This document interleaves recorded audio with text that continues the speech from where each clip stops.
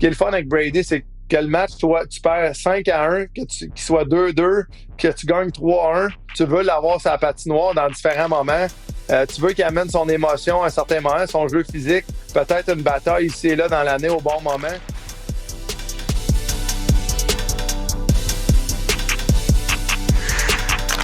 Salut à tous, bienvenue dans la Brigade, bienvenue dans votre Brigade, le seul podcast en français dédié aux sénateurs d'Ottawa. Mon nom est Pascal Villeneuve et je suis accompagné aujourd'hui directement du pays des Bleuets, JP Fortin, et directement du pays des cônes oranges, Stu Sabourin. Messieurs, considérez-vous bienvenue dans la Brigade. Bonjour, messieurs. Un peu de poutine interne. Ben oui, la poutine interne revient cette année. Avant de commencer, on veut vous rappeler que vous pouvez nous suivre un peu partout sur X, Instagram, TikTok, au La Brigade Pod. On vous invite aussi à consulter notre site web, labrigadepodcast.ca, pour avoir accès à tous nos épisodes depuis le début. Et si vous avez des questions, des commentaires, vous voulez nous dire que vous avez aimé l'épisode, vous ne l'avez pas aimé, vous voulez nous donner du feedback, des suggestions d'invités, des suggestions de chroniques, de choses à jaser, n'hésitez pas au labrigadepodcast@gmail.com. Les boys, début de la 5e saison, puis on commence ça en grand, à part de ça. Vous l'avez sûrement vu dans le titre de l'épisode. On reçoit aujourd'hui David Perron qui vient nous jaser. Écoute, pendant une bonne heure, là, ça a 50 minutes, 1 heure. Tellement généreux, tellement sympathique. C'était malade de l'entendre parler de l'épisode Zoom, comment est-ce qu'il était mal à l'aise, comment est-ce qu'il filait pas, qu'il se sentait pas bien en dedans, que c'était vraiment pas ce qu'il voulait faire. On va vous mettre ce segment-là en deuxième partie. Les boys, je pense qu'on s'est fait quelques épisodes pendant l'été. Je pense qu'on est au courant d'un peu ce qu'on a fait tout le monde. Stu, tu continues à courir, tu continues à faire des marathons. JP, le travail est recommencé. Oui. JP Forg, soyez sans crainte et 100% impliqué avec nous encore cette année. Un peu plus dans le background. C'est notre phare qui nous tient la lumière allumée vers l'avant et qui nous organise un peu tout en arrière. Nous autres, espèce de gang de désorganisés. Une chance qu'on l'a. Puis, tout ce que vous voyez sur les médias sociaux, sur tout ce qui est design graphique, si on a des beaux visuels, c'est grâce à une personne, puis c'est JP Forg. Vu que c'était pour la saison, comment on se sent là, au mois de septembre, début septembre, l'été, on a eu le temps de passer nos plaies. On dirait qu'il y a juste une nouvelle saison qui va finalement nous faire oublier le reste. Comment ça a fini l'année passée? Fébrile, mais en même temps, Pascal, là, je veux pas voler le punch, mais t'as vraiment bien mis la table là, avec l'entrevue avec David Perron, puis ça m'a ramené des très beaux souvenirs, en fait, du printemps des séries. D'ailleurs, David, qui est responsable de nos premiers rapprochements à toi et moi, suite à son but, on s'est pris dans nos bras et on s'est enlacé. Oui, puis en sautant, je pensais qu'on allait débouler les marches complètement. Je me sens mal pour Phil qui est entre toi puis moi et de dire, ben voyons donc, qu'est-ce qui se passe? Mais fébrile, mais confiant. Hein? Je sais que les dernières saisons, on se disait toujours, non, cette saison, on fait les playoffs, puis on faisait pas pantoute les playoffs. Et là, je pense qu'on les a faites, ils ont mérité d'être là, puis je pense que c'est les attentes. On fait les séries, puis on cogne à la porte des équipes qui sont en avant de nous autres. Ouais, puis si je peux rajouter un point par rapport à ça, en écoutant David Perron, oui, ça me remet dans le bain du hockey, oui, ça nous fait revivre un peu ce qu'on a vécu la saison dernière, mais au-delà de ça, tout ce qu'il nous a expliqué par rapport à l'esprit d'équipe qui entoure l'organisation, entoure les joueurs, ça me rajoute encore un niveau de confiance supplémentaire envers cette équipe-là pour la prochaine saison. Parce que c'est ce qu'on voit de l'extérieur, puis c'est ce qu'on voit sur les réseaux sociaux, puis c'est ce qu'on voit, mais tu sais, des fois, tu dis, ça, c'est l'image, c'est qu'est-ce qui monte à l'extérieur, mais de l'entendre d'un joueur d'expérience qui en a vu des chambres, là, David, là, je veux dire, il a roulé sa bosse, de l'entendre lui nous le dire, je pense que c'est vraiment rassurant, puis c'est encourageant, ça confirme le high test, si on veut. Là. Exact. Fait que c'est ça, la saison commence, il n'y a pas super beaucoup de nouvelles en ce moment, des petites affaires ici et là. David nous a donné beaucoup de jus, fait que je pense que notre petite section intro va être assez écourtée, mais il y a quand même des choses qu'on trouvait assez importantes de vous jaser. Si vous nous suivez sur les réseaux sociaux, vous avez pu voir que pour une deuxième année de suite, les sénateurs nous ont invités à l'événement médiatique, donc où est-ce que la plupart des tout ce qu'il y a de médias autour des sénateurs, mais aussi depuis quelques années, ils tendent la main aussi à des, j'aime pas nous appeler influenceurs, là, mais à des gens des médias alternatifs ou des nouveaux médias, ou en tout cas, Pascal Villeneuve, influenceur, Je ne sais pas ça comment ça sonne. Ça sonne bien, pas ça pire, roule, hein? Pascal, Ouais. actually. Ouais, Je vais y ouais, penser. Je me cherchais un nouveau nom pour X, là, parce que ça a l'air que Sandsville, les boys, vous n'êtes pas trop d'accord avec ça, mais Non. peut-être que ça va être Non, Pascal puis Villeneuve on influenceur. te suggérait un nom aussi, là. Ben, vous m'avez dit Pazzi, parce que... Pasiville. Paziville, ok. Pasiville. Je pensais que c'était un joke. Pazzi est déjà pris. Mais Pazzi l'influenceur, ça roule Pazzi bien, moi, je trouve. l'influenceur. Ah ouais, c'est Ok. bon. Pazzi l'influenceur, ouais. En tout cas, Parfait. pense à ça. Parfait. Moi, peut-être qu'il est déjà pris, je ne sais pas, on va regarder. Parce que Pazzi, tout court, il est déjà pris. Non, que Marc Méthode m'a attribué de cela plusieurs années. La seule fois qu'il m'a qui m'a répondu sur Twitter. Donc, on a été invité à cet événement-là. Il y a Stu Sabourin qui est venu avec moi. J'y avais été seul l'année passée. Donc, on remercie vraiment les sénateurs de cette invitation-là. Écoute, on est allé au Centre Canadian Tire. Puis en même temps, ça nous permet de serrer la main, de rencontrer un paquet de gens là, de l'environnement, des sénateurs. Il y a Ian Sylvain, évidemment, qu'on a vu là-bas. Les Julian McKenzie, qui est tellement sympathique, tellement le fun à rencontrer. Alex Adams. Un paquet de monde. Fait que c'était vraiment, vraiment un shout-out là, à ça. Puis écoute, c'est comme une façon de nous présenter qu'est-ce qui s'en vient cette année. Forrest Gump serait vraiment content parce que les sénateurs ont signé un contrat avec Dr Pepper. Donc, les fans de Dr Pepper, dont je suis, sont extrêmement heureux, surtout le zéro. Moi, je n'étais pas fan avant Non? d'y avoir goûté, suite Puis à là? cet événement-là. Je sais pas c'est quoi qu'il y a là-dedans, mais c'est addictif. Oui, je sais. C'est tout ce que je veux dire. C'est quoi qu'il dit, Forrest Gump? J'ai bu 22 Dr Pepper. J'ai bien dû boire une quinzaine de Dr Pepper.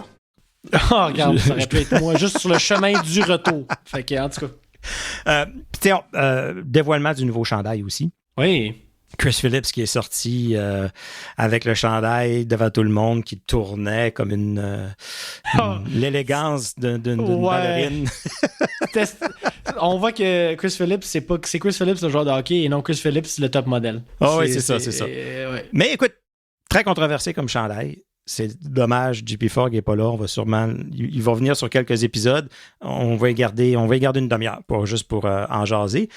Moi, en personne, je l'ai trouvé plus beau que juste sur les photos. Mm-hmm. Ouais, parce qu'on voit un peu plus de détails, on voit un peu plus qu'est-ce qui a été pensé, qu'est-ce qui a été réfléchi. Mais c'est trop aride de juger un troisième chandail à sec comme ça. Ça prend avec les numéros dans le dos, avec le nom, ça prend avec les culottes, ça prend avec les bas. Ouais. Ça Ça prend à de glace. on va juger ça une fois que le produit final est sur la glace, mais je suis pas vendu encore. On va mettre ça comme ça. OK.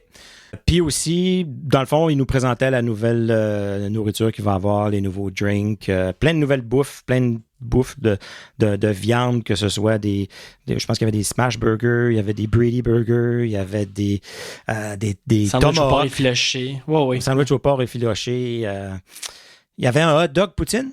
Ça, je n'étais pas sûr. Imaginez un hot dog, la sauce à poutine, puis des juliennes, là, des espèces de chips juliennes par-dessus. Ouais. C'est le genre de truc que tu manges, puis une fois que tu l'as mangé, tu te dis pourquoi j'ai fait ça? Je pense à ça, il manquait le fromage. Non, il y avait du fromage. Il y en avait-tu? Ah oui, c'est du fromage râpé? monsieur. Ouais. En grains, squish. D'abord, le morceau que j'ai pris, il n'avait pas d'abord. Je pense pas. On pris le bon. Ouais. Puis, écoute, toutes sortes de drinks, toutes sortes de desserts. Vraiment intéressant, vraiment le fun. Puis, ben, dans le fond, on a remis ça de plus belle à un autre événement. Parce que juste pour vous mettre en... Si vous avez suivi sur les médias sociaux, vous avez dû le voir, mais on a été contacté par... c'est Cassandra Chiasson de la Fondation communautaire des sénateurs qui nous a écrit puis qui nous a demandé, est-ce que vous aimeriez être ambassadeur pour la Fondation? Évidemment, on a sauté à 2 pieds joints sur l'opportunité. Fait que tout au long de l'année, vous allez voir un peu tout ce que la Fondation fait. Nous, on va tenter de vous en tenir informé, de vous tenir au courant. Qu'est-ce qui se passe? C'est quoi les campagnes de charité qu'il y a en place? C'est quoi les événements? C'est quoi les levées de fonds? Il y a sûrement des choses qui nous vont attirer plus notre œil. Donc, on peut promouvoir un peu plus un événement ou un type d'événement qu'un autre. Puis on trouve ça vraiment important. Écoute, là, tout ce que les sénateurs font. Là, ils nous ont donné leur rapport là, communautaire de l'année passée en 24-25. C'est juste en dons, là, juste en argent que les gens ont donné. Là, c'est 2,3 millions de dollars juste l'année passée là, que l'organisation a réussi à ramasser. C'est un paquet d'événements au courant de l'année. C'est 55 organismes certifiés qui supportent. Juste le 50-50. Quand vous allez au sénateur, vous achetez un moitié-moitié là-bas. Ils ont ramassé 4 millions de dollars avec ça l'année passée. C'est fou, là. C'est complètement fou, là. Écoute, des chiffres comme ça, il y en a. C'est les visites que les joueurs font. Puis, il nous disait, les joueurs, des fois, ils vont faire les visites dans les hôpitaux pour enfants. Il y a les caméras, il y a tout ça, puis ils en font un événement. Mais souvent, les joueurs, ils vont tout seuls quand il n'y a pas de caméra. Puis il y en a qui disent, moi, j'ai besoin d'y aller une fois par je ne sais pas combien de temps. J'ai des enfants qui sont en santé, qui vont bien. Je ne peux pas faire autrement qu'aider ceux pour qui ça va moins bien. Puis on parle souvent à quel point que d'avoir une équipe de la Ligue nationale dans une ville, c'est pas juste, on critique, c'est juste des millionnaire qui jouent pour un bout de caoutchouc. Non, c'est plus que ça. Puis ça a un impact partout, puis ça a un impact dans toute la communauté. Donc, écoute, quand on a reçu cette invitation-là, on n'avait pas le choix. On a dit oui, on va vous tenir au courant de ça. De tout ce qui va se passer, puis on va peut-être essayer de faire des partenariats avec eux aussi, faire des événements. Puis ce qui venait avec ça, c'est qu'on a reçu une invitation d'aller, c'était le tournoi de golf, puis on a été invité à aller à l'espèce de cocktail par après. Donc, pas au tournoi de golf, mais au cocktail par la suite. Puis on en a profité pour faire un événement un peu spécial. On en a profité pour faire venir JP Fortin, officiellement. Oui. Au Lac-Saint-Jean. Je dis faire venir, mais c'est lui qui a chauffé tout le long pour s'en venir. Qui a arrêté à Montréal, ramasser les deux gars de Montréal, qui a arrêté chez nous, me ramasser. On est allé prendre un lunch à quelque part à Canada avant de se rendre à l'événement. Mais réunion de la brigade. Personne pensait que JP Fortin, on ne savait pas qu'il existait. Puis 2 personnes pensaient qu'il était grand comme ça. C'est rare que je suis quasiment le plus petit dans une gang. Je suis 6 pieds, puis j'étais pas loin d'être le plus petit de la gang. Fait que ça, c'est assez rare. JP, comment tu as trouvé ta ride? Comment tu as trouvé ta journée à cet événement-là? Écoute, d'emblée, c'était une occasion rêvée pour faire la route. De un aussi, c'était pour vous voir en personne. Ça, j'étais très content qu'enfin, au bout de 5 ans, que j'arrête de vous voir dans mon écran. Là, que vous êtes plus vous êtes plus les 4 fiches. Là. Ouais, c'est ça. Donc, je suis capable de réaliser que vous existez pour vrai. Ouais. Ce podcast-là, il n'a jamais existé. On fait juste l'enregistrer, puis on te l'envoie dans ton feed, mais il n'est pas public, il y a juste toi qui le reçois. C'est ça. Puis, fait que là, c'est ça, on a pris la route avec grand plaisir, pris 2 journées de congé à la job, monté, il faisait super beau en plus. Je ne veux pas rentrer dans les détails parce qu'on va sûrement en parler tantôt, mais quelle incroyable expérience qu'on a vécue, nos 4 ensemble, la journée au complet, le tout de s'avoir vu, d'avoir passé un moment ensemble au resto, prendre une bière ensemble. Et là, on arrive là-bas, on s'attend à rien. Puis là, finalement, bidding, badang, tout le monde. Quand je vous dis que tout le monde était là, par les anciens, les membres de l'organisation, les staffs, les joueurs, les membres des médias, tout le monde était là et il y avait nous autres, les 4 nobody, qui sont partis un podcast il y a 5 ans sans jamais percevoir que ce podcast-là allait atteindre un tel événement. Puis là, on vit ça pendant 2 heures de temps. C'était un 4-6. Honnêtement, j'en parle encore aujourd'hui, 2 jours plus tard, puis je le réalise pas encore, en fait, qu'on a vécu ça. Mon Dieu, JP, il l'a parfaitement expliqué. Là, je pense que moi, c'est le seul qui me restait à rencontrer. Hein? Pascal, je l'ai vu à maintes reprises. Forg aussi, il habite pas loin de chez nous. Fait que Fortin, c'était le dernier. Fait que j'étais vraiment bien content. La route pour y aller était super agréable. On est allé ramasser Pascal. On a essayé de flatter ses chiens, mais en vain. C'est pas des filles faciles. Et puis, non, c'est pas des filles faciles, effectivement.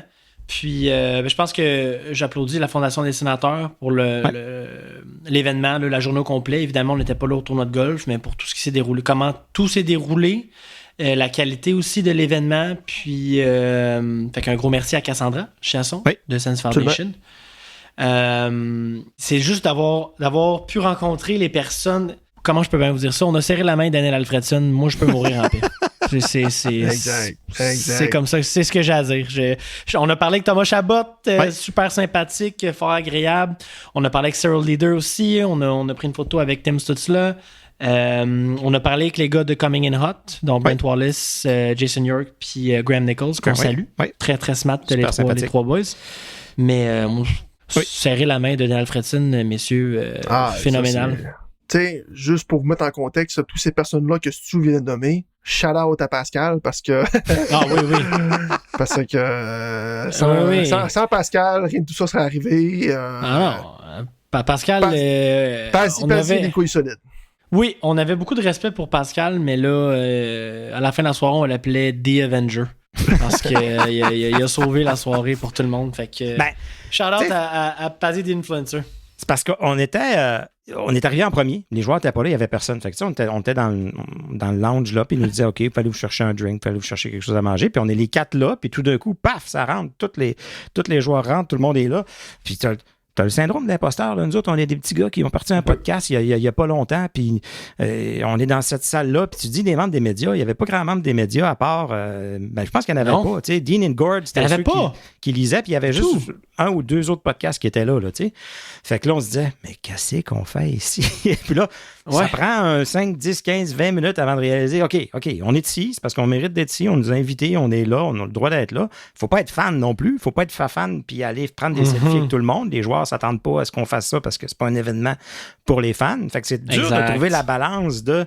Mais j'ai dit, au moins, on va toujours bien aller lui parler. On va toujours bien aller le serrer à la main, le jaser. On a cherché David Perron qui on voulait lui parler, mais finalement, vite, là, ils se sont mis à jaser au micro pour donner des prix puis tout ça. Puis finalement, aussitôt que ça a été terminé, David est parti. Fait qu'on voulait se présenter et dire hey, c'est à nous que tu vas parler mercredi. Là, juste au moins s'introduire. Mais finalement, je suis allé voir Thomas. J'ai dit, gars, c'est ceux qui sont restés d'après moi, c'est parce que ça les dérange pas trop. Fait qu'on est juste allé jaser avec. Daniel Alfredson était sur le bord de s'en aller. J'ai dit, écoute, j'en profite. On lui serre la main. Ils ont tous été super sympathiques. Vraiment gentil. Puis, tu sais, c'est ça. On n'était pas là en touriste. On était là parce qu'on a été demandé d'être faire partie de la fondation. Donc, 100%. C'était vraiment super. Fait que là, on essaie d'avoir quelqu'un qui pourrait venir nous jaser de la fondation, quelqu'un qui pourrait venir nous parler en français. Je crois pas que Cassandra parle français, mais écoute, sûrement qu'on va trouver quelqu'un. Fait que c'est un peu ça qui s'est passé. C'est un peu comme ça qu'on lance la saison. Merci à Sylvain Saint-Laurent qui nous a aidé à avoir David Perron pour lancer la saison. Je pense que ça commence la saison en grand. Puis, plein d'autres belles surprises, plein d'autres invités qu'on a dans notre collimateur. On a plein de plans, puis de thèmes qu'on veut aborder, puis d'exercices qu'on veut faire pour parler de la saison, parce que la saison commence juste mi-octobre, mais on a déjà un horaire plein, là, semaine après semaine, de qu'est-ce qu'on veut faire, de quoi qu'on veut parler. Puis on vous invite là, vraiment à interagir avec nous, puis à nous laisser savoir vos suggestions, si vous avez des choses que vous aimeriez qu'on aborde. N'hésitez pas, on est ouvert à vos commentaires. Si vous peignez la bière, bon, ça va être ma version de Plume la Traverse. Fait que c'est ça, je pense qu'écoute, on n'enterrera pas le poisson plus longtemps. Je pense que c'est une expression, je ne suis pas sûr. On vous laisse avec David Perron, puis on vous dit à la semaine prochaine. Donc, bienvenue dans la brigade pour un segment avec un invité, mais un invité spécial. Je dis souvent qu'on a un invité spécial, mais là, c'est un invité vraiment spécial. Puis avant de l'introduire, avant de vous en parler, je veux juste vous remettre un peu en contexte. Je veux que vous vous remettiez un peu au printemps l'année passée. C'est le match numéro 6 contre les Maple Leafs. Les Maple Leafs mènent 2-1. Stu Sabourin et moi, on était les deux au CTC. Quand c'était 2-1, je ne dis pas qu'on pouvait entendre une mouche voler, mais l'ambiance qui était folle au CTC depuis le début, les gens étaient nerveux. On se rongeait les ongles un peu. Tout bonnement, il y a un joueur qui prend la rondelle à peu près à la ligne bleue, descend, s'en va derrière le gardien de but. Personne ne s'attend à ce qu'il y ait un but qui se marque et lancer du revers dans le dos. Un mauvais reverse VH du gardien des Maple Leafs. On en parle souvent. Vous l'aurez deviné, David Perron est avec nous. David, bienvenue dans la brigade. Merci, ça me fait plaisir. Êtes-vous des experts en... Oui, on essaie de penser qu'on est un peu expert, qu'on est assez critique du reverse VH. J'aime ça. Que je pense que de plus en plus de joueurs commencent tranquillement à à trouver les trous que ça peut laisser, puis comment que des fois des gardiens de but l'utilisent mieux ou bien. On va pouvoir revenir là-dessus, David. Avant, j'aimerais ça que tu nous fasses un peu revivre ce moment-là où le CTC a complètement explosé. Moi, ça a été mon but le plus spectaculaire que j'ai vu en série, là-bas, en personne, parce qu'on s'y attendait pas, mais pas du tout. Puis c'était pas un flou. C'est pas quelque chose que tu avais de l'air à dire, je vais l'envoyer puis on verra, ou je vais essayer de l'envoyer en avant, puis finalement, c'est quelque chose que on the fly, tu as l'air à avoir pensé, là. Ah, c'était calculé. J'ai vu effectivement que le gardien de but a avancé sa tête, son masque, possiblement un peu plus. Peut-être qu'il essaie d'avoir une meilleure vision de ce que je voulais faire, de ce que j'essayais de faire comme jeu. Puis effectivement, il y a eu comme un quart de seconde, même plus vite que ça, que j'ai comme senti l'opportunité. C'était la fin d'un avantage numérique. Donc, moi aussi, j'étais en fin de présence. Il fallait qu'il se passe de quoi pas mal là. Sinon, ben, je devais soit garder la rondelle et tirer un peu ma présence pour attendre que les nouveaux joueurs embarquent sur la patinoire. Puis effectivement, ben, avec comment que le match se passait, 2-1, on dirait, je dis bon, tu sais, c'était calculé d'envoyer au filet dans cette direction-là, sur le masque du gardien de but, puis à rentrer. Donc, moment absolument incroyable, et effectivement. Il y a plein de choses qui se passent dans notre tête en dedans d'une seconde. C'est ça qui est fou, tu sais, juste en le revivant. On en parle, puis j'ai des frissons. Je l'ai tellement entendu parler de ce moment-là durant l'été, puis tu sais, effectivement, ce que je trouve le plus de valeur, c'est comment tout le monde y croyait, là. Qui ont réussi à marquer exactement. Hey, si on trouve le moyen de gagner ce match-là, là, moi, on dit que j'aurais aimé voir la pression que l'adversaire aurait eu sur leurs épaules pour le match numéro 7. Comment nos joueurs auraient réagi, gagne-perd, ça aurait été tout à fait incroyable. Tu sais, malgré tout, je pense que l'expérience a été exceptionnelle pour la part des joueurs. Des gars comme, tu sais, on en parle, Thomas Chabot, Brady, Jake Sanderson, qui a sa 4e année cette année, je pense qu'il commence. Drake, plein de joueurs que ça fait 5, 6, 7 ans, tu sais, qui mettent, qui lèvent le plus pesant du poids pour l'organisation, pour la ville, d'amener l'équipe enfin à un moment de même. Puis tu sais, je me rappelle, ma 2e année, j'ai fait les séries, puis je me suis dit... Ça va être facile comme ça. On a peut-être perdu en 4. Non, pas nécessairement, mais on a perdu en 4, donc je savais que ça allait pas être facile. mais je me dis, au moins, je ne serais pas un de ces joueurs-là qui n'aura jamais joué un match en série. Je peux dire que j'ai joué 4 matchs. J'avais eu un but, une passe, je pense. Donc, j'ai eu un but en série. Puis, je n'aurais pas ça le reste de ma carrière. Souvent, t'as comme un peu la crainte au fond de toi d'être un gars qui n'a pas joué dans une série pendant 15, 16, 17 ans. T'es comme bon. Ça vient lourd. T'as de l'air d'un peu un gars de mauvais caractère, un gars que tu peux pas bâtir de quoi avec. Même si des fois, c'est pas nécessairement 100% vrai. Donc, je suis tellement content pour ces gars-là d'avoir enlevé un peu cette étiquette-là. Si c'est pas simplement pour eux-mêmes dans leur propre peau. Puis je pense que les partisans ont vécu un peu la même chose ensemble. Puis là, en allant de l'avant cette année, les autres années qui vont arriver, on peut bâtir sur de quoi de sérieux pour essayer de se rendre dans les équipes, je te dirais 6 à 8 équipes qui sont des vraies équipes de contenders qui ont la chance de gagner la Coupe cette année. Tu sais, il y a 16 équipes qui font les séries, mais on s'entend que c'est très rare. On sait c'est quel pas mal là, avant tout ça. Donc, ça ne change pas de la façon où nous, on embarque sur la patinoire, qu'on joue contre les Maple Leafs ou qu'on joue contre les Panthers de la Floride.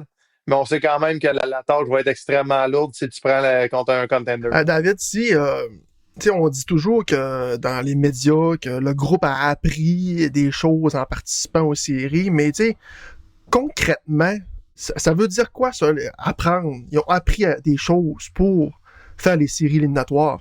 Là, le groupe de noyaux de joueurs, ils ont plusieurs années, ils ont vécu la misère, autant sur la patinoire, dans l'organisation, ça allait plus ou moins bien. Finalement, on fait les séries. J'imagine qu'on va utiliser la phrase mythique ils ont appris des choses, mais concrètement, ça veut dire quoi, ça, apprendre des choses? Ils ont appris des choses parce qu'ils ont appris des choses des autres années d'avant aussi. Puis j'ai vu l'attitude des gars, le sérieux. Maintenant, comment qu'une équipe est bâtie, il y a beaucoup plus de jeunes qui sont dans le core group assez rapidement. Là, des gars de 21, 22, 23 ans, ça fait partie du corps. Tandis que j'ai l'impression, quand j'ai commencé, moi, en 2007... Fallait que tu manges tes croûtes, là. Ça te prenait 6-7 ans avant de te rendre un peu dans ce groupe-là. Puis j'étais tellement impressionné l'année passée en arrivant dans ce temps-ci, de mettons fin août, début septembre, puis de voir les gars dans le gym à 7h30 le matin, ils étaient déjà arrivés. Puis, c'était juste des sourires. Les gars se taquinaient, ils voulaient compétitionner. un contre l'autre dans le gymnase.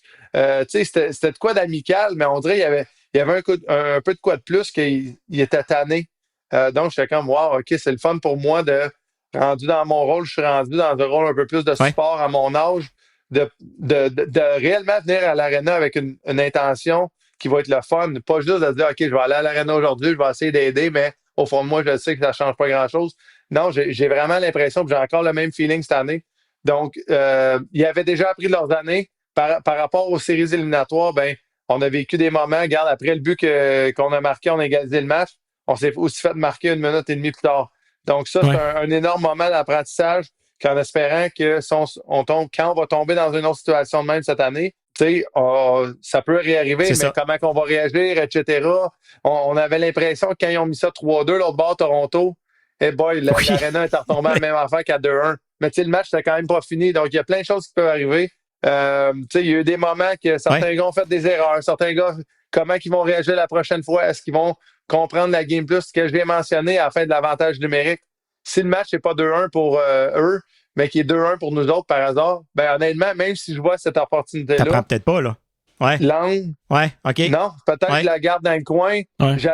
Moi, je suis qui, David Perron, en tant que joueur de hockey, rendu à mon âge? Je suis un gars qui protège bien la rondelle, qui est fort dans le coin, qui gagne ses batailles. Mettons, il reste 6 minutes au cadran. Je me dis, si je gruge un 30, un 40 secondes, ça fait pas mal plus mal aux Maple Leafs que prendre la shot sur 100 qui va rentrer. Tu sais, comme je te dis, on calcule tout ça là, dans notre tête aux millisecondes. Là, puis cette fois-là, c'était le contraire, on perdait 2-1. Donc, je pense que les situations d'apprentissage, ben, ils t'aident à processer la prochaine fois un petit peu mieux. Donc, je suis vraiment excité de voir comment les gars vont réagir. Puis, tu n'apprends pas nécessairement non plus en une fois. Là, donc, ça va prendre 100%. plusieurs années peut-être bien. Mais tu sais, David, tu parles de justement des séries éliminatoires, tu parles de ce match numéro 6-là, puis un peu l'étiquette que les sénateurs avaient depuis l'année où ils ont repêché Brady Tkachuk, qui n'avait toujours pas fait les séries avant la saison dernière. Puis là, tu nous parles aussi de l'année passée, tu étais impressionné quand tu es rentré au camp d'entraînement presque fin août, début septembre. Est-ce que tu voyais ce potentiel-là de faire les séries? Est-ce que ça a joué dans la balance de pourquoi tu as voulu signer à Ottawa? S'il y avait-tu autre chose aussi?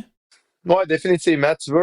Mais tu sais, moi, je voyais, tu vois, Détroit, Ottawa, Buffalo, Montréal, un peu tout dans la même phase. Tu sais, je voyais Ottawa un petit peu en avance, honnêtement, sur d'autres. Mais tu sais jamais quelle équipe qui va réussir à sortir la tête de l'eau en premier. Quelle équipe de l'autre bord dans les top équipes de plusieurs années, exemple Boston, Tampa Bay, Toronto, qui va peut-être dropper. Puis est-ce qu'on peut être une équipe qui va prendre l'opportunité? Moi, je crois que oui.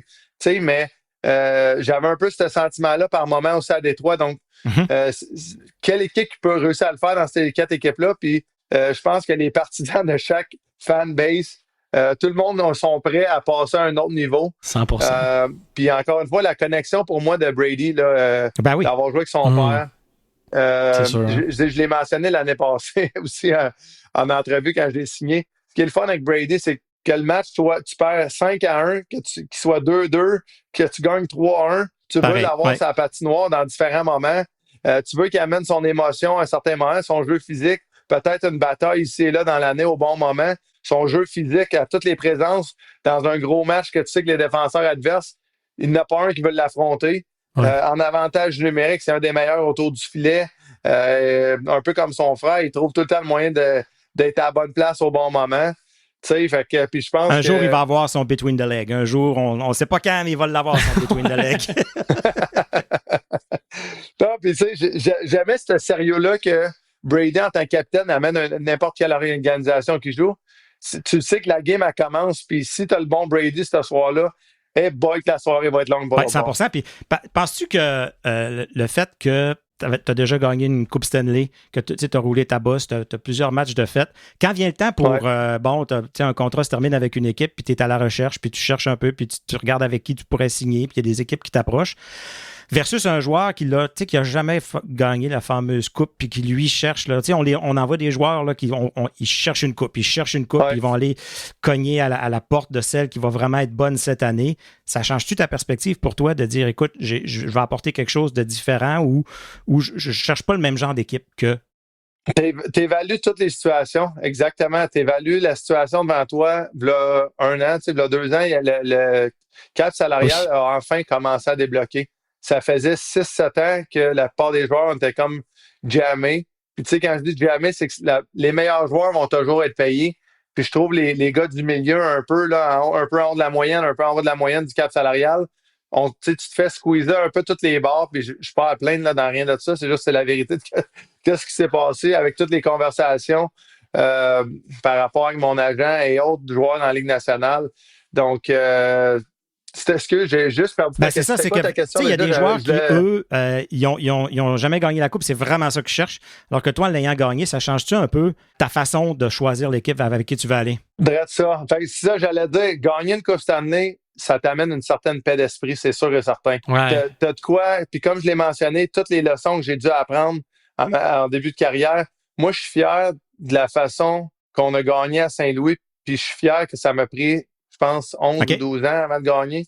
Tu sais, de gagner la première année, un gars comme Robert Thomas, qui est super ami avec Brady, c'est exceptionnel. C'est juste que je sais la pas carrière à quel point tu réalises ce kid-là en plus. Thomas, il a tout gagné. Il a gagné, je pense, World Junior. Il a gagné au niveau junior. Coupe cette année à 19 ans. Il va probablement faire les Olympiques ou pas loin cette année. Donc, je suis extrêmement fier de lui. Une très belle carrière. Mais pour moi, je suis content d'avoir comme mérité chaque pouce pour me rendre là. Puis, tu sais, j'ai pas le désir de vaincre, de gagner. Il n'a pas baissé en dedans de moi.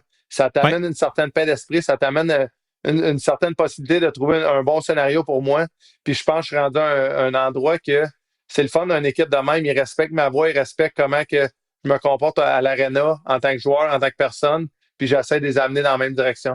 Puis tu sais, regarde, que ce soit cette année ou dans plusieurs années, on dirait que tu as l'impression que je vais avoir mis ma main à bonne place là-dessus pour aider l'équipe. On avait, comme tu dis, beaucoup de jeunes qui se sont comme fait donner un peu les clés de, tu sais, si on pense à des Timmy, à des gars qui n'ont pas passé par la Ligue américaine, qui se sont fait dire, go, vous êtes sur le premier trio, puis vous allez avoir le gros salaire, qui n'ont pas passé partout par où ce que tu as passé, mais écoute, c'est pas eux autres qui n'ont rien demandé, là, ils se sont fait mettre là. Donc, il y a quelques leçons qu'ils n'ont pas eues. Est-ce que tu te donnes certains mandats de t'asseoir, de leur parler, puis de là où ça y va juste par osmose, si on veut. Là. Tu sais, là, ils te regardent, puis tu y vas d'une façon plus leader positif, puis tu espères qu'ils en retirent des choses. Ben, tu sais, ce qui était difficile pour moi l'année passée, c'est comment mon début de saison a commencé. Avec les blessures, avec la situation de mon enfant, que tout est... Comment elle va, ta petite fille? Oui, ça va bien? Elisabeth, ça va super bien. Pas mal clairé de tout sensiblement. Donc, on est les parents les plus chanceux, les plus heureux sur la planète de ce côté-là. Mais, tu sais, ultimement, il faut que tu sois capable de tirer ton poids sur la glace, de tirer ton poids dans la chambre pour avoir un vrai impact en tant que vétéran. Puis, j'avais pas la possibilité, puis j'étais pas capable de me rendre là encore. Donc, puis là, les gars allaient sur la route tout le temps au début de la saison passée, mais semble que c'était tout le temps sur la route, puis je les voyais jamais, même pas à l'aréna quand t'es blessé, puis tout le monde était super gentil, accueillant, mais j'avais pas réussi à me rendre là, donc c'était extrêmement difficile, puis tu sais, c'est sûr qu'après ça, avec les séries, je pense qu'ils ont vu de la façon que je pouvais jouer, quel genre d'impact je peux avoir, peu importe le trio, je vais jouer, je suis là pour supporter l'entraîneur aussi en même temps, pousser le message que Travis et les autres entraîneurs ont aux joueurs. Tu sais, j'étais un peu un buffer d'un fois entre les deux, qu'ils peuvent me dire des messages, puis que ça arrive dans la chambre, puis ça sort pas de la même façon. Puis de la même affaire, les joueurs, j'entends le message de la chambre, buffer. Après ça, quand j'ai des conversations avec les entraîneurs, ben, tu sais, j'ai la confiance des joueurs que je mettrai jamais en doute de ce côté-là. Tu sais, les mandats d'autres choses que je pense, mettons un gars comme Sanderson, un gars comme Ridley Gregg, Cleven, c'est pas des gars qui parlent le plus dans la chambre, mais j'aimerais les amener, j'essaie de les amener à se rendre le plus confortable, à parler dans la chambre. Tu sais, tu peux peut-être pas le croire parce que présentement, je parle beaucoup. Mais quand j'étais jeune, j'étais quand même quiet, veux pas dans la chambre, t'as pas le choix. Puis je trouve que mes meilleures saisons ont commencé quand je me suis dégêné. Puis au début, c'est pas normal. Surtout, moi, un Québécois, je parle en français, je suis pas habitué de parler en anglais. Les gars, ils te taquinent un peu avec ton anglais. Puis à un moment donné, il faut comme tu te foutes de tout ça. Puis let's go, regarde, je fais partie de l'équipe. Ça fait 6-7 ans que je joue en Ligue nationale. Je fais partie des bons joueurs, des leaders de l'équipe. Regarde, il arrivera ce qui arrivera. Puis on dirait que quand tu t'assois dans ce rôle-là, tu arrives sur la glace à un autre niveau. Tu sais, Ridley Gregg, qui est quand même quiet, comme je l'ai mentionné, il était capitaine au niveau junior. Donc, clairement, il l'a en dedans de lui, il l'a en dedans de lui sur la patinoire. Donc, tu sais, c'est des petites choses. Est-ce qu'elle rend encore plus confortable de parler devant les 23 joueurs dans la chambre, de parler peut-être qu'on a des séances de vidéo avec les entraîneurs. Ça aussi, c'est encore moins confortable de parler. Des fois, l'entraîneur pose la vidéo puis il dit bon, qu'est-ce que vous en pensez, les boys? C'est qui parle, Mais tu sais, souvent, c'est 3, 4, 5 des plus vieux qui parlent, les gars avec des lettres sur le chandail, whatever. Mais tu sais, amener des gars de même tranquillement, pas vite, parce que je trouve que ça fait tellement un impact que tout le monde s'implique dans ce sens-là. Donc, des petites choses de même là, qui sont des grosses choses au bout de la ligne. Tu as parlé de Ridley Gregg tantôt.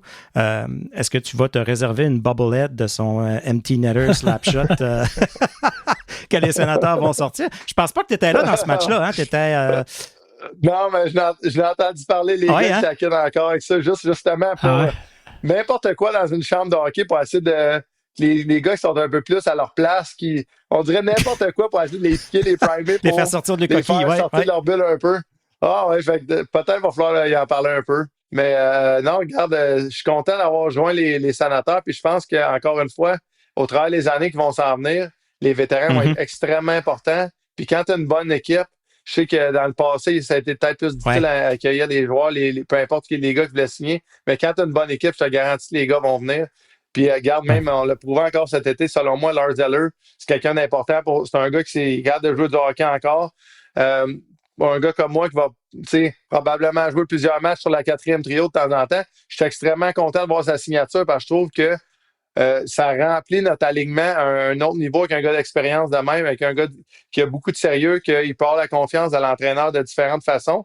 Donc, tu peux être sur la patinoire à un certain moment, ils mettent un de leurs meilleurs trios l'autre bord, puis c'est pas la panique totale de sortir de la patinoire pour notre entraîneur. Ça, c'est de quoi qui doit amener une bonne paix d'esprit à Travis. J'imagine que pour le groupe de joueurs, de savoir que 95%, je dirais même 97% de l'équipe de l'année dernière est de retour, ça rajoute un niveau de confiance envers le groupe, puis on a confiance en vous autres, on bâtit autour de vous autres, on sait qu'avec vous autres, on peut faire un bout de chemin.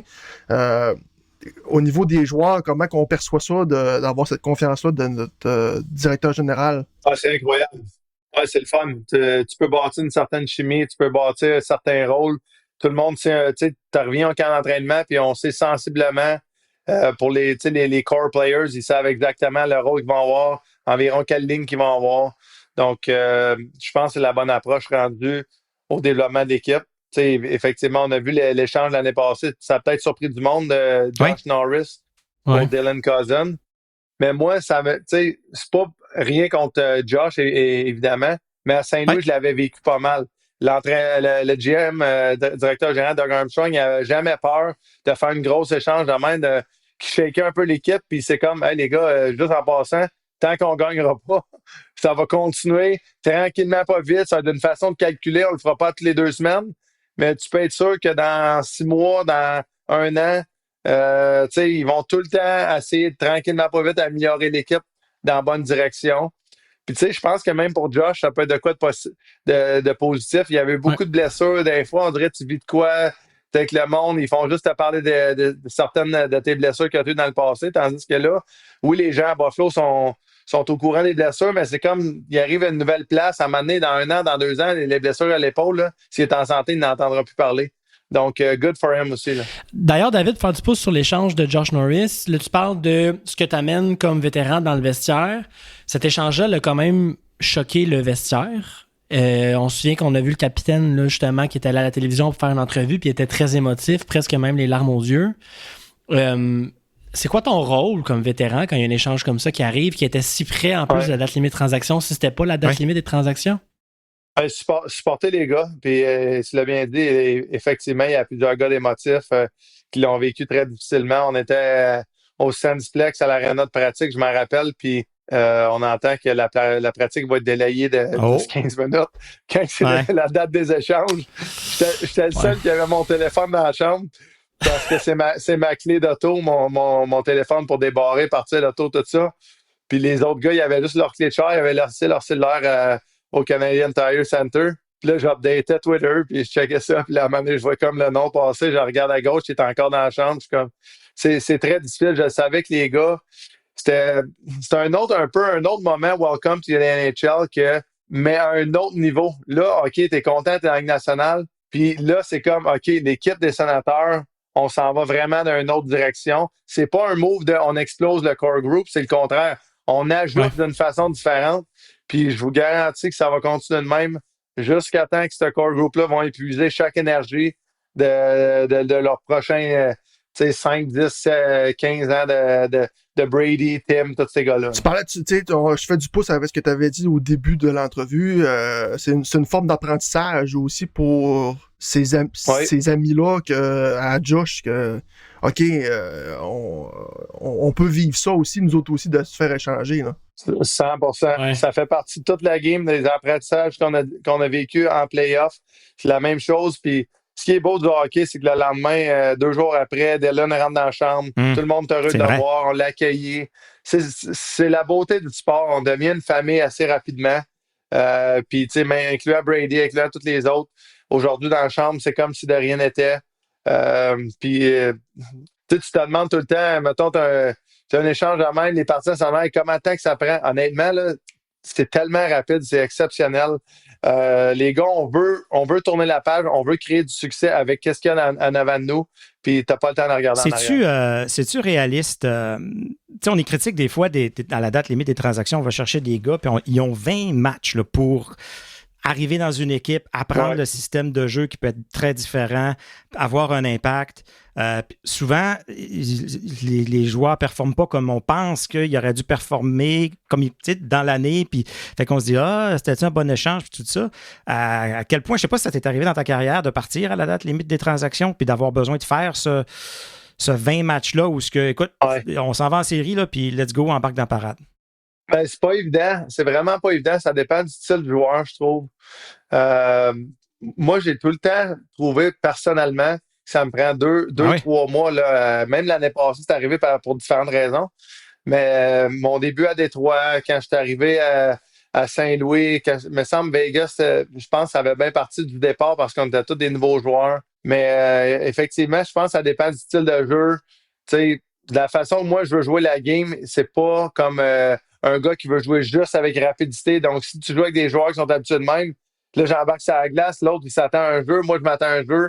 Là, ça crée un peu un manque de chimie. Donc, si tu as juste 20 matchs pour essayer de t'habituer à ça, c'est pas nécessairement assez. Puis d'un autre côté, il y a des gars des fois qui arrivent. En fait, Dylan est arrivé l'année passée, je pense qu'il a scoré de son premier match. Souvent, c'est ça. Ça a quand même relativement bien été du départ. Donc, tu sais, il y a des joueurs qui sont capables ou peut-être que l'équipe avait juste besoin d'un joueur de même aussi.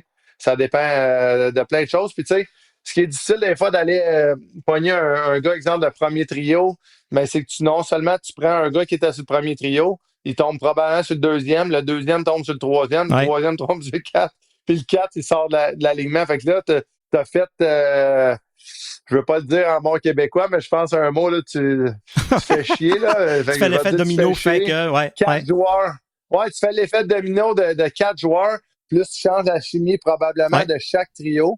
Puis c'est pas évident, mais tu sais, by the way, comme Zetterlund est arrivé, puis son impact côté production offensive n'a pas été si bonne. Mais moi, j'étais un énorme fan, puis je vais vous dire pourquoi. Parce que non seulement moi, je jouais avec Dylan puis Drake, souvent, puis à un moment donné, Travis, il mettait les trios, il mettait Z avec eux ou il mettait Z avec Tim. Moi, je tombais sur le 4e trio un peu. Mais ce que j'ai apprécié le plus de Z, c'est que son attitude a été tellement incroyable hors de la glace. Il était fier du succès que j'avais d'un fois quand je prenais comme sa place. Puis vice-versa. Puis j'ai tellement hâte de le voir cette année. Puis j'ai tellement hâte qu'il commence. J'aimerais qu'il commence l'année, exemple, 5 buts en 10 matchs. Qui move on de ça, puis je vais être son plus grand fan si je le vois faire ça, parce que je l'ai vu comme il était comme à son pire, entre parenthèses, ou quand c'était très difficile, tu sais, tu joues à une nouvelle équipe, ça va pas bien. Pour de vrai, c'est une affaire pour moi que ça m'arrive. L'année passée, en première début de saison, j'ai fait 18 ans à jouer, c'est ma 19e année cette année. Comme on l'a mentionné, j'ai gagné, j'ai la paix d'esprit, mais pour lui, c'est sa 3e équipe. Il se dit, bon, ça commence à l'envers un peu. Je ne réussis même pas à placer. Là, je passe du premier, 2e trio à San Jose. Je tombe sur la 4. Qu'est-ce qui se passe? Puis c'est un gars en forme. C'est un gars qui a une belle attitude. Les gars, il est vraiment aimable. Donc, comme je l'ai mentionné, j'ai hâte de voir son succès cette année pour ces raisons-là. Quand on parlait de joueurs à la limite transaction qui, des fois, ont moins de succès qu'on pense qu'ils devraient avoir, Zetterlund, je pense que c'est le premier qui nous est venu en tête. Ça rentrait pas, mais je pense qu'on était capable de le voir, qu'il était toujours à la bonne place. Il y a des fois qu'on s'est dit, mais comment c'est pas rentré? Ça a touché un poteau, le gardien de but a fait un arrêt miraculeux. Ouais, c'est vrai. On le comprend pas. Puis je pense que ce que j'ai aimé, c'est que les vétérans sont sortis aussi beaucoup dans les médias pour dire comme non, il a sa place dans l'équipe, il joue vraiment bien. Puis cette saison, je pense que c'est un des joueurs, tu vas être encore mieux placé pour parler, mais selon moi, qui devrait peut-être, sa production va exploser cette année. Là. C'est un de ceux qu'une fois maintenant qui est plus à l'aise avec l'équipe, plus à l'aise avec ses coéquipiers, qui... Ben, tu sais, moi, ce que je lui conseillerais, puis je vais peut-être avoir des conversations avec lui, mais c'est embarque sur la glace puis joue au hockey. Pense pas au point, je te garantis, ils vont venir de seul. C'est tellement un bon joueur de hockey. Il amène un bon pace à la game. Il est capable d'être physique. Il est tellement fort physiquement. Il est direct dans le bon niveau d'âge pour tous les joueurs qui peuvent être ici pour plusieurs années, 5, 7, 10 ans. Donc, pense pas à scorer 30 buts tout de suite. Là, joue ta game puis en espérant que ça arrive. Je pense qu'il y a définitivement la capacité. Je voulais revenir aussi sur... Je veux pas en faire un gros cas, là, mais il y a eu le fameux incident avec Artem Zub il y a 2 ans. T'sais. Puis je pense que tu en as parlé déjà plusieurs fois. C'était avec qui, c'était ça, avec déjà? Puis t'en as déjà parlé plein de fois, puis c'est bien correct. Puis, gars, c'est pas grave. La seule question que moi, je me demande, c'est, à ce moment-là, quand tout ça se passe, puis que, OK, t'es sur la glace, puis là, tu le vois, le frappe, la controverse après, puis tout ça, est-ce que tu réalises à quel point ta victime était un joueur fétiche, adoré des partisans des Sénateurs? À quel point Zub est une légende, une mascotte vivante, les gens scandent son nom, mais c'est un personnage qui semble tellement mythique, qui parle pas beaucoup. Personne n'est capable de nous dire c'est qui Zub. Ben, tu sais, m'a t'expliqué mon thought process. La semaine d'avant, Marchand, il arrive de quoi avec Toronto? Les médias embarquent. Il n'y a pas eu de réponse des Maple Leafs, son soft, la Ligue, Tu peux pas avoir un de tes bons joueurs qui se fait faire ça. C'était-tu Marner dans le coin qui s'était fait blesser? Ou de quoi de même? Puis qu'il n'y a aucune réponse de l'équipe adversaire. Tout le monde, ça parle, on entend parler, les médias nous en parlent à Détroit. Là, le jeu arrive, puis moi, quand je me lève... T'as pas vu ce qui est arrivé? Oui. Puis tu vois Larkin à terre, là. Non, je vois Larkin à terre, puis Zuby, il y a un genou entre les deux jambes comme de Larkin. Smoking gun, oui. 1+1. Ah oui. Cette journée-là, 1+1 faisait pas 2, par exemple. C'était pas Zuby le résultat. Fait que là, j'ai comme tout ça dans la tête, puis moi, je m'en venais avec une intention, oui, agressive, mais définitivement pas. Hey, j'ai jamais été suspendu de ma carrière, je me sens encore mal d'avoir été suspendu 5 matchs, 6 matchs pour ça, whatever. Puis là, faut que je m'arrive juste d'une façon agressive pour dire, bon, je vais partir une scrum, puis c'est pas vrai que nous autres, les Red Wings de Détroit, qu'on essaie d'amener notre culture d'équipe à un autre niveau. Exactement. Qu'on fera pas rien. Comme qu'on veut faire avec les Sénateurs, on veut s'amener notre culture d'équipe en avant des Red Wings, en avant des Canadiens, en avant des Sabres de Buffalo, puis on veut dépasser les 2, 3, 4 autres en avant de nous autres. C'est pour ça que cette réaction était comme, encore une fois, ça n'a pas de l'air que j'ai pensé, ça n'a pas de l'air que j'ai calculé, mais il y a un petit calcul en arrière que je me dis, je vais rentrer d'une façon agressive sur son bras, ça va partir une scrum, tout le monde va s'en finir là, puis s'il faut que je me batte pendant 30 secondes avec lui, ça finira là. Mais tu sais, j'ai jamais pensé que c'était pas lui qui avait fait ça. Puis là, l'incident arrive, je me fais sortir du match. J'ai des amis dans plusieurs sphères dans le hockey maintenant. Il y en a qui sont directeurs gérants, il y en a qui sont dans les médias, à Télé-Canada, USA, whatever. Puis là, j'entendais de tous les bords. Il y en a qui me disaient non, c'est rien. D'autres qui me disaient, wow, t'es dans la merde, toi. Là, j'étais comme, bon... Tu sais, on fait quoi avec ça? Puis après le match, j'avais joué avec Kubalik à Détroit l'année d'avant. J'ai joué avec Kobe. Je texte Kobe, je dis, hey, là, ça va pas bien. Moi, je vais être suspendu, je m'en vais en personne à New York, tout ça. Ou c'était peut-être le lendemain, là, il me dit qu'est-ce que tu vas dire? Tu sais, il était comme quasiment pas sûr, genre, il était là, ben, Zuby est correct. Là, j'étais comme, OK. Les épaules m'ont comme baissé parce qu'au moins, regarde, je vais aller faire face à la musique, je vais prendre que je mérite d'avoir, mais au moins, j'ai pas réellement blessé un gars. Parce que tu sais pas, tu sais, quand la mâchoire à un gars, c'est comme, tabarouette, c'est-tu pas l'affaire que je veux faire dans la vie un gars de même? Puis là, j'ai dit, tu sais, je devrais-tu y parler à Zubi? Non, il dit, je pense qu'il est correct, tout est beau. Puis, mais là, maintenant que je connais Zubi, tu sais, sa personnalité, puis tout, je fais comme, hey, moi, je comprenais pas quand Kubi me textait, mais là, je comprends que tout, tu sais, pourquoi il réagit de même, parce que Zubi, il est tellement à sa place, t'es comme pas sûr si tout va bien, va pas bien, il est tellement adoré des partisans.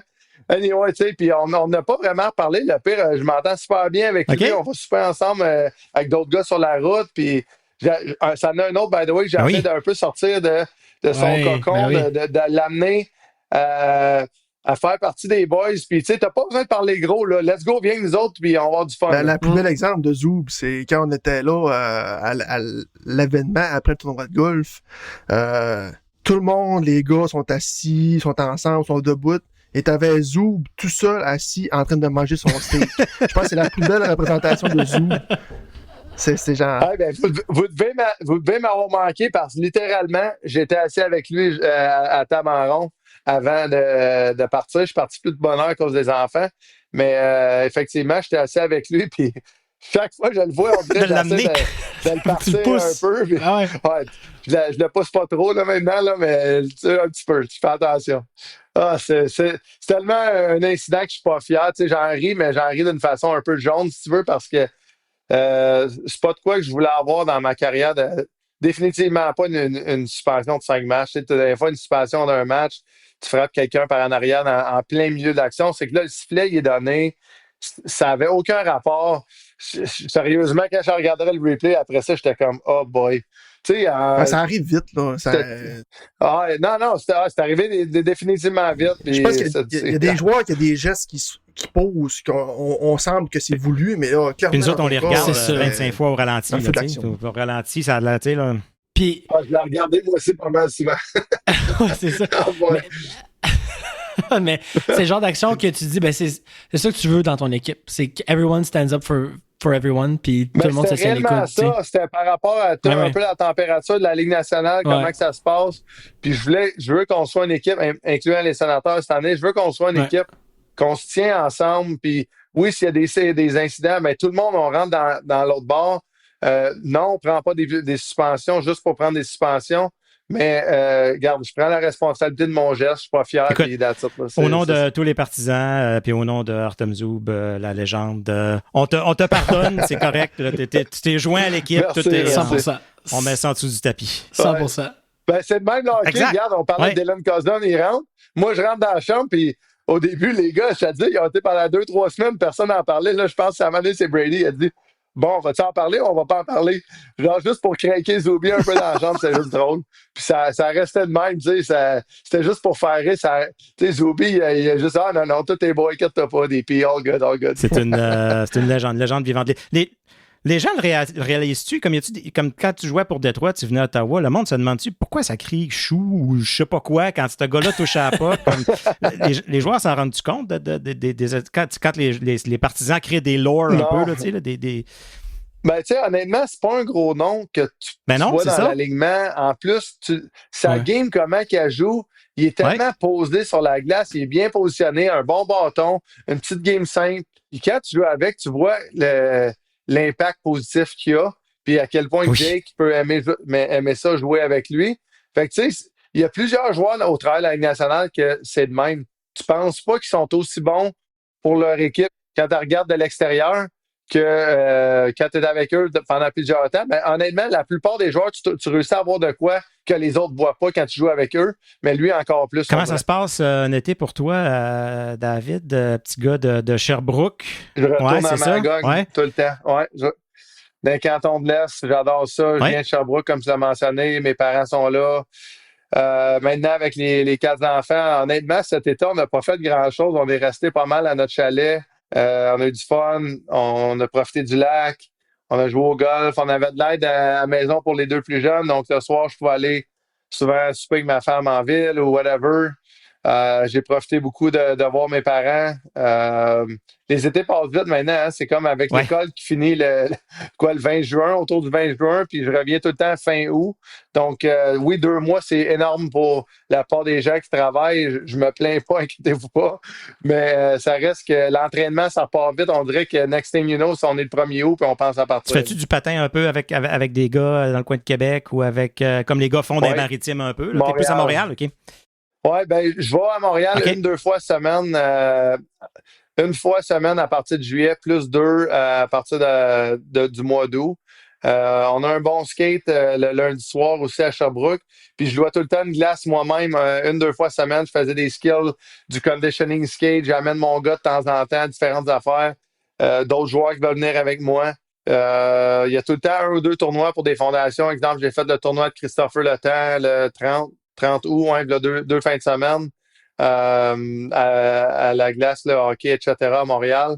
C'était un événement assez plaisant de jouer là avec lui. C'est un de mes amis qu'on a pas mal commencé dans la Ligue nationale dans les mêmes années. Puis au travers des étés, de faire des tournois de fondation de même, on est devenus très proches. Puis on a joué ensemble en 2015 à Pittsburgh. Donc, on a comme tout le temps gardé notre relation. Tu joues aussi dans la Ligue 3 contre 3, je me trompe pas, là. C'est comme...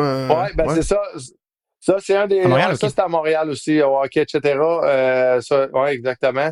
Pas loin de l'aéroport. C'est une fois semaine, le mardi soir à partir de juillet. Ça fait 3-4 ans que ça run déjà. Puis c'est sûr que c'est un petit peu loin pour moi de partir, mais en même temps, je pense que c'est nécessaire pour avoir ce calibre de jeu-là.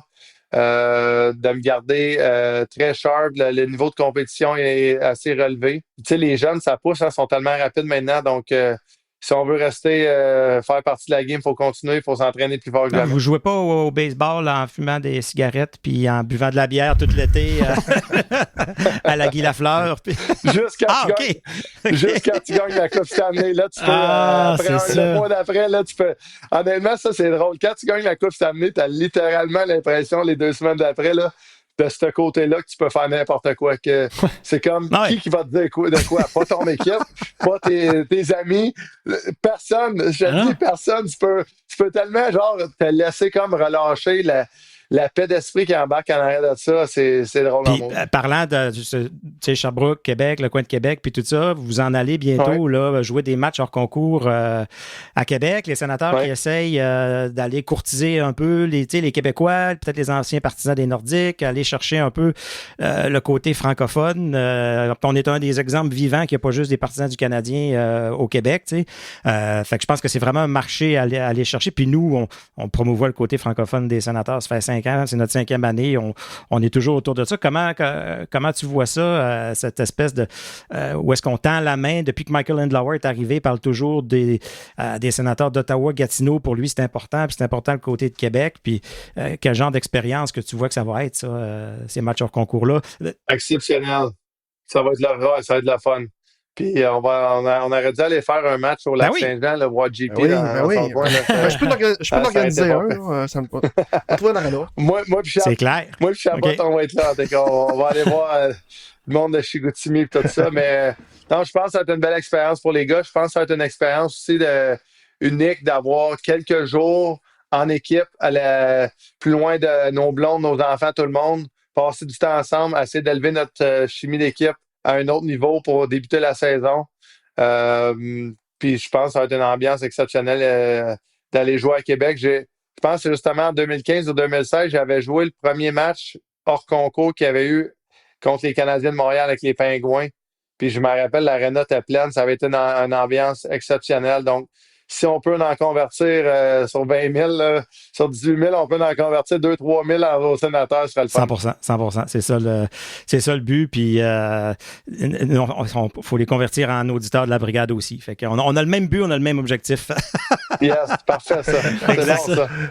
Allez-vous être là en personne, nous autres, faire JP, de quoi, non? Ça se fait plus vite, là. Moi, ça se fait plus vite, là. J'ai 2 heures de route à faire, mais j'essaie pour le match contre les Devils. Je regarde, je watch le prix des billets, puis je vais essayer fort pour le match des Devils. Ouais, merveilleux, ça, c'est cool. Ouais. Écoute, David, des petites questions en rafale, des petites questions rapides pour finir. Je ne sais pas, les boys, si vous avez des questions un peu plus sérieuses encore On peut faire du pouce un peu avant que passer dans les questions un peu plus funky.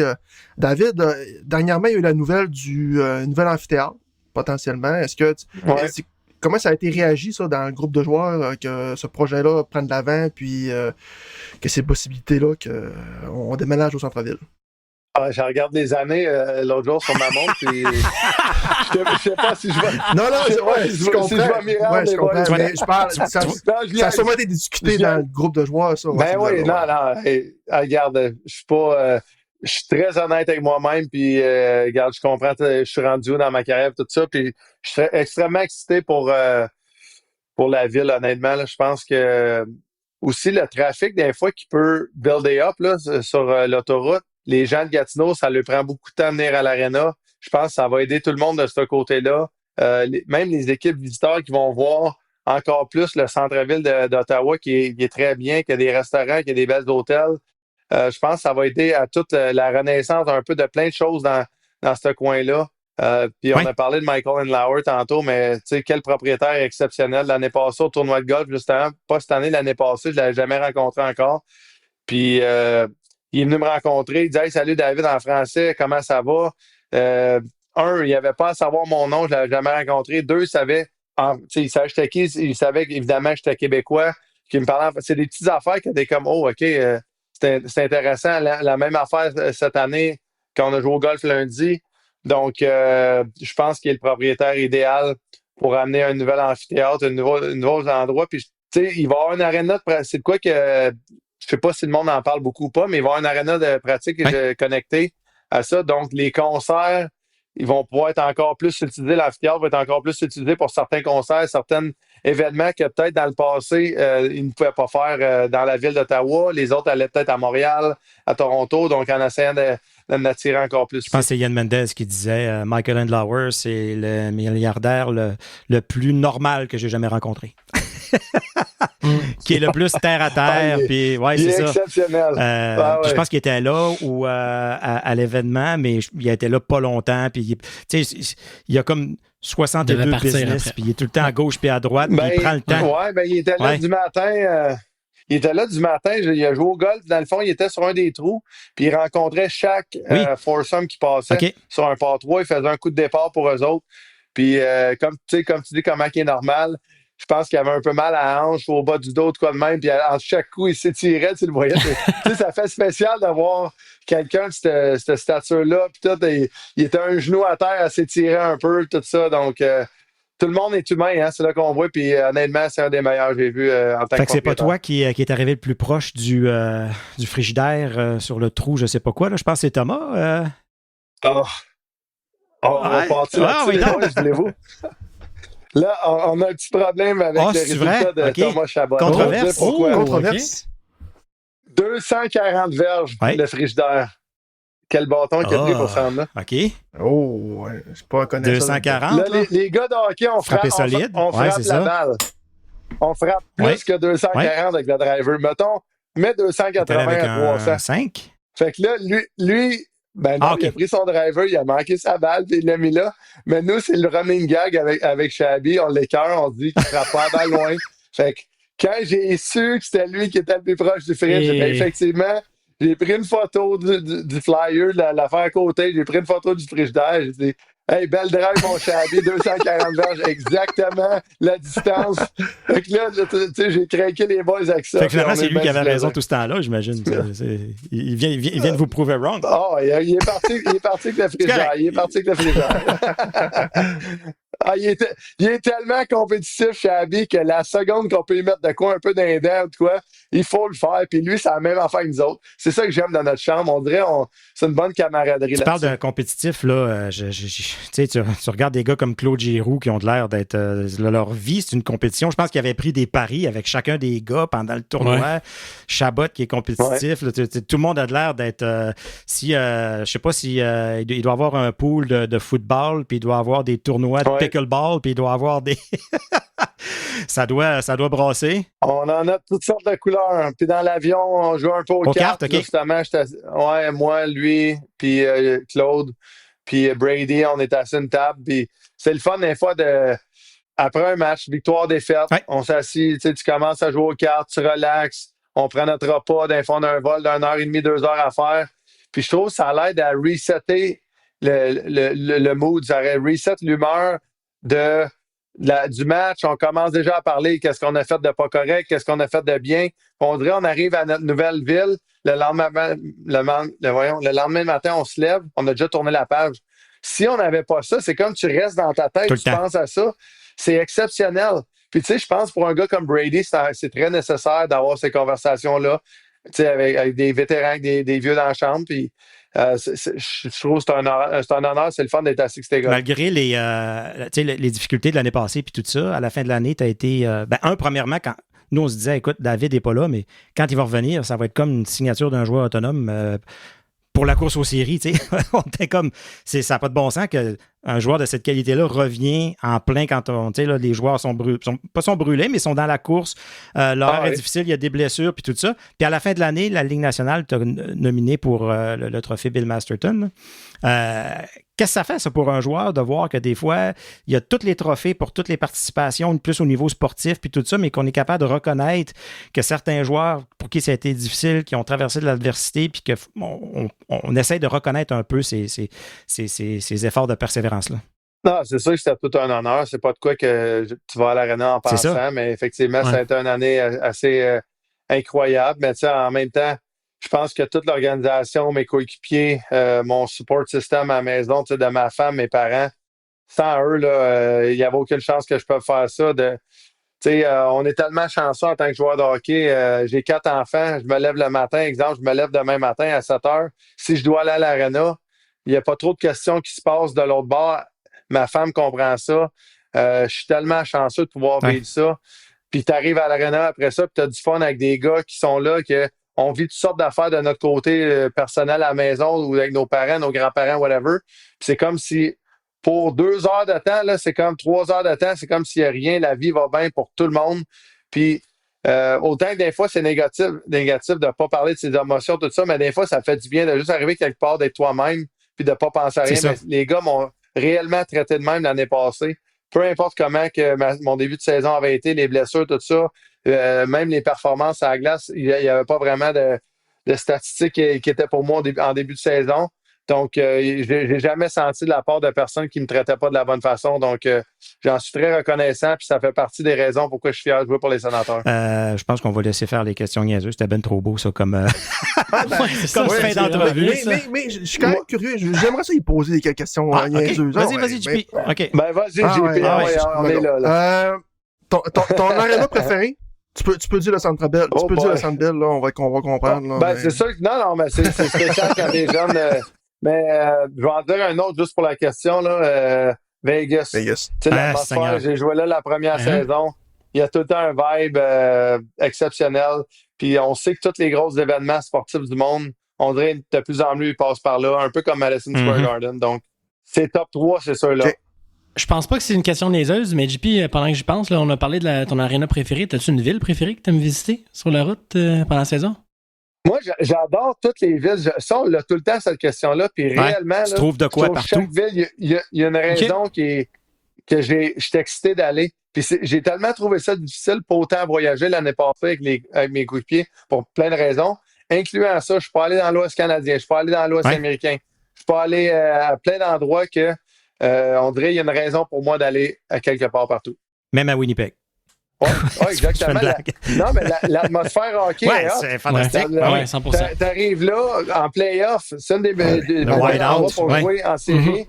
J'ai joué 3 séries, je pense, là. Ça a été de mes meilleurs souvenirs de hockey en carrière, d'embarquer le premier match sur la route. Là, t'es comme, oh boy, OK, on est dans la Ligue nationale. Pour de vrai, la Ligue nationale est exceptionnelle. Puis, by the way, c'est la même affaire avec les Sénateurs l'année passée. L'atmosphère en play-off a été incroyable. Ça n'a pas de bon sens comment que les partisans ils ont élevé leur jeu d'un cran en série, c'était toute beauté. T'avais-tu des attentes ou des appréhensions dans le sens, parce que dans les dernières années, c'était plus difficile. Même la dernière fois qu'ils ont participé aux séries 2017, c'était pas la meilleure ambiance. Il y avait de la misère un peu à vendre les billets. Ça a changé beaucoup depuis. Puis là, tu sais, t'avais-tu une certaine crainte de savoir si tout le monde allait embarquer?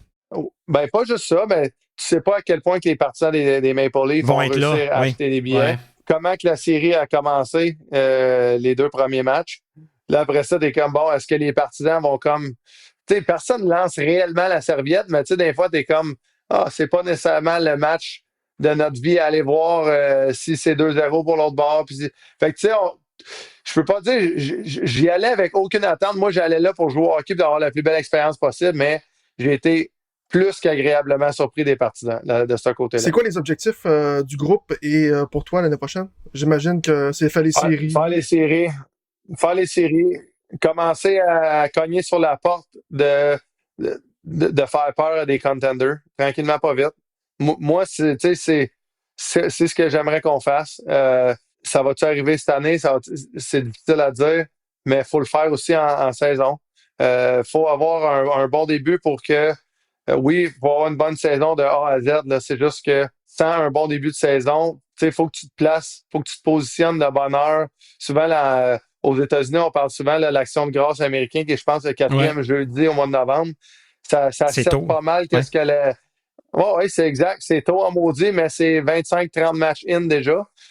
Donc, on joue pas mal de matchs. C'est mon objectif qu'on parte assez bien. Là. Je pense que c'est Thomas qui gère la musique dans la chambre souvent. Ouais, t'écoutes-tu sa musique ou tu te mets ta propre musique dans tes oreilles? Si c'est Timmy, je sors de la chambre, il met son house, puis tout ça à 7h30, 8h le matin. Donc, c'est pas vrai, on a du fun avec. Ouais, Thomas, je pense qu'il fait une bonne job avant le match de changer ou pas changer, dépendamment du vibe de l'équipe. Si ça fait une séquence de 4-5 matchs de suite qu'on gagne, ben ça risque d'être pas mal la même affaire. On est des gars de routine, hein? Ouais. Les gars, ça n'a aucun bon sens.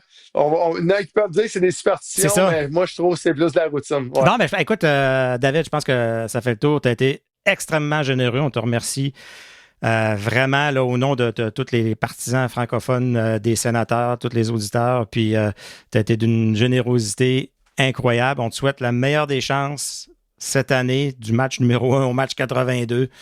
On va te suivre, on va être derrière toi. Puis écoute, si l'objectif, c'est de faire les séries, ça, c'est le bout que vous devez faire. Puis nous, on va être là en play-off dans les estrades pour vous encourager, c'est certain. Merci les boys, ça me fait plaisir honnêtement. Puis là, je sais pas, je suis bien fier de ce que vous faites, c'est rare. Merci David. Merci beaucoup.